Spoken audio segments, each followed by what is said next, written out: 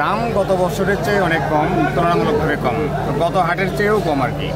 বর্তমান ঝড় বৃষ্টির দিন, বিভিন্ন জায়গায় ঘূর্ণিঝড় হচ্ছে, এখানে ঝড় বৃষ্টি, প্রচুর ঝড় বৃষ্টি হচ্ছে, যার কারণে বাইরে থেকে যে ক্রেতারা, ঢাকা থেকে বিভিন্ন শহর থেকে যে ক্রেতারা তারা আসেনি, সেজন্য মূলত বাজারটা একটু নর্মাল দাম এবং সেলও কম চলছে।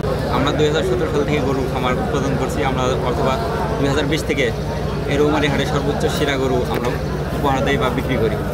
আমরা এবারটি সর্বোচ্চ দুইটা গরু আনায়ন করছি রৌমারী হাটে। এই ধারা আমার গরুর সব বড়টা হলো ফ্রিজিয়ান, এটার রেট মূল্য হলো 6,50,000, ছোটোটা হলো নেপালিয়ান, এটার রেট মূল্য 5,50,000 টাকা। আমরা আমাদের গরুগুলো বিক্রি করার জন্য হাটে আনছি। আমরা চাহিদা মোতাবেক যদি কোনো কাস্টমার পাই তাহলে আমরা গরুগুলো বিক্রি করে দেবো। আমরা ইসলামপুর থেকে আছে গরু কিনবে, আর গরুর দাম বেশি, গরু কিন্তু দাম ছাড়ে না, এলাকার তো কোনো গরু নেয় না, বুঝছেন? এখন গরু কিনতে পারতেছি না। বাজার ছিল বৃষ্টির জন্য, বৃষ্টি জন্য আসা যায় না, দূর থেকে তো পাইকার আসতে পারে না।